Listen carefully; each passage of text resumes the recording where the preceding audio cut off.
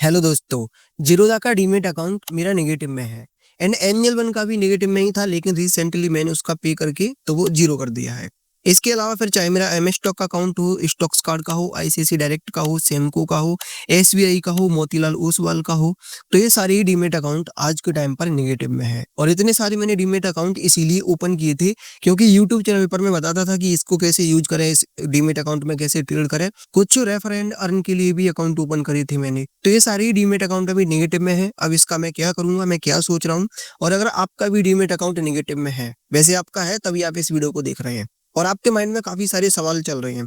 जैसे कि मेरे कुछ ऑडियंस है तो पता है उन्होंने काफी सारे कमेंट किए हैं, लेकिन यहाँ पर मैं आपको 3 ही कमेंट दिखा रहा हूँ। पहला ये है कि अगर इस पैसे को पे ना किया जाए तो क्या दिक्कत आ सकती है। एंड दूसरा है कि क्या आपके खिलाफ कोई लीगल एक्शन लिया जा सकता है। एंड तीसरा है कि क्या ये पैसा हमारे बैंक अकाउंट से काट लिया जाएगा।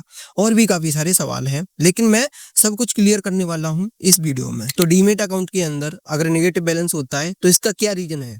तो देखिए, रीजन इसमें सिंपल एक है कि जो आपने डीमेट अकाउंट बनाया है उसके अंदर एएमसी चार्जेस लगती हैं। जैसे फॉर एग्जांपल आपने जीरोधा के अंदर अकाउंट बनाया तो इसमें लगभग 350 प्लस ही एएमसी चार्जेस पर ईयर लगते हैं। एंड सेम 240 प्लस आपके एंजल वन में भी लगते हैं। और साथ ही जो अदर कंपनियों के डीमेट अकाउंट हैं, जैसे कि एमएस स्टॉक की बात करें या फिर स्टॉक्स कार्ड की बात करें या फिर हम एसबीआई और मोतीलाल ओसवाल की बात करें, तो इनके अंदर जो एएमसी चार्जेस हैं वो लगते हैं। तो जो एएमसी चार्जेस हैं, अगर कोई व्यक्ति ऐप का यूज करके इन्वेस्टमेंट या फिर ट्रेडिंग कर रहा है, मतलब कि वो फंड को डिपॉजिट कर रहा है, तो उस डिपॉजिट किए हुए फंड से उनका एएमसी चार्जेस कटता रहता है। बट कुछ लोग ऐसे होते हैं, उन्होंने अकाउंट तो बना लिया बट अब वो इन्वेस्टमेंट या फिर ट्रेडिंग किसी दूसरे ऐप के थ्रू कर रहे हैं, वो इसको यूज नहीं कर रहे। तो ये वाला जो डीमेट अकाउंट है, मान लीजिए कि आपने 1 साल या फिर 2 साल इसमें फंड डिपॉजिट नहीं किया, तो ये है कि या फिर 2 साल का जो एएमसी होता है वो आपका नेगेटिव बैलेंस में दिखने लगता है। और जो आपका नेगेटिव बैलेंस होता है, इस पर डे इंटरेस्ट भी लगता है, तो ये आपका नेगेटिव बैलेंस ग्रो भी करता जाता है। तो मान लो कि ये तो रीजन है कि आपका डीमेट अकाउंट इसीलिए नेगेटिव में जाता है। अब इसका सॉल्यूशन क्या है। तो इसका सिंपल सॉल्यूशन है, अगर आप अपना अकाउंट बना रहे हैं तो ऐसे ब्रोकर के साथ आप जाएं जिसमें एएमसी चार्जेस नहीं लगते हो, जैसे कि ग्रो ऐप, अप स्टॉक्स और धन ऐप। ये एक तो अच्छी क्वालिटी के ब्रोकर है और इनके अंदर एएमसी चार्जेस नहीं लगते हैं। और मैं आपको रिकमेंड करना चाहूंगा धन ऐप, क्योंकि यहाँ पर एक एडवांटेज ये मिलता है कि इसमें इन्वेस्टमेंट करने का कोई चार्ज नहीं है। तो आपकी हेल्प के लिए, और इसमें थोड़ा सा मेरा भी प्रॉफिट है अगर ऑनेस्टली बोलूँ, तो अगर आप धन में अकाउंट ओपन करना चाहते हैं, लिंक आपको डिस्क्रिप्शन में मैं दे दूंगा, तो वहां से इजीली आप कर सकते हैं। अब देखिए दोस्तों, आपका जो डीमेट अकाउंट है, चाहे वो किसी भी कंपनी का हो और वो नेगेटिव बैलेंस दिखा रहा है, तो अब आपको क्या करना चाहिए।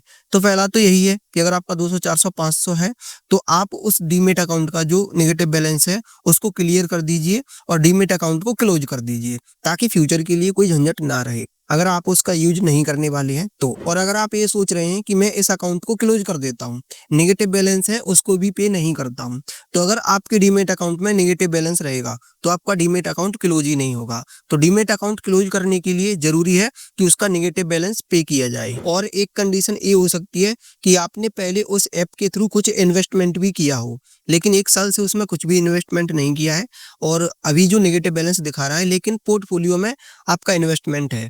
तो अगर आप उन शेयर को किसी दूसरे ब्रोकर के साथ ट्रांसफर करते हैं तो वो ट्रांसफर भी नहीं होंगे, क्योंकि ट्रांसफर करने का भी चार्ज लगता है। तो चार्जेस तो तभी कटेंगे ना जब आपके वॉलेट में होंगे, और वॉलेट अभी नेगेटिव में है तो आप शेयर को ट्रांसफर भी नहीं कर पाएंगे। और ब्रोकर्स एक कंडीशन और रखते हैं कि अगर आपने डीमेट अकाउंट ओपन कर लिया, अब आप उसको अगर 12 महीने तक यूज नहीं करते हैं तो आपका जो डीमेट अकाउंट है वो डोरमेंट हो जाता है। अगर सिंपल भाषा में बोलूं तो आपका डीमेट अकाउंट इनएक्टिव हो जाता है, तो आप उसके थ्रू इन्वेस्टमेंट या फिर ट्रेडिंग भी नहीं कर पाएंगे। तो आपके माइंड में एक सवाल ये आएगा कि हमारा डीमेट अकाउंट ब्रोकर ने ही फ्रीज कर दिया है या फिर इनएक्टिव बोले या फिर डोरमेंट बोले, वो कर दिया है, तो एएमसी चार्जेस बंद होने चाहिए। बट दोस्तों, यहाँ पर टेक्निकली ऐसा नहीं होता है, जो आपके एएमसी चार्जेस हैं वो चलते रहते हैं। अब देखिए दोस्तों, ये तो लॉजिकली बातें थी जो मैंने आपको बताई, एज ए नॉलेज आपको इतना पता होना जरूरी है। अब सिंपल भाषा में मैं आपको बताता हूँ कि अगर आप इन चार्जेस को पे नहीं करते हैं तो क्या होगा। अगर आप पे नहीं करते हैं और इन फ्यूचर आप इस ब्रोकर का यूज करते हैं, फंड डिपॉजिट करते हैं अपने बैंक अकाउंट से ब्रोकर में, तो आपका पैसा ब्रोकर काट लेगा, क्योंकि आपने फंड ऐड किया है, ब्रोकर के हाथ में आ गया। अब एक सवाल ये है कि क्या डायरेक्टली आपके बैंक अकाउंट से काट लेगा, जो बैंक अकाउंट आपके ब्रोकर से लिंक है उसमें से काट लेगा। तो ऐसा नहीं होगा। बैंक की परमिशन के बिना आपका ब्रोकर बैंक में से पैसा कैसे काट लेगा। तो ऐसा यहाँ पर नहीं होने वाला है। तो फिर ब्रोकर आपका क्या उखाड़ सकता है, भले ही आपका 5,000 या फिर 2,000 जितना भी नेगेटिव बैलेंस है आप उसको पे ना करो, ब्रोकर क्या कर लेगा। तो देखिए दोस्तों, अभी तक मैंने ऐसा न्यूज वगैरह में कुछ सुना नहीं है कि एएमसी चार्ज किसी ने नहीं दिया और उसके खिलाफ कोई लीगल एक्शन हो गया हो, तो ऐसा मैंने नहीं देखा है।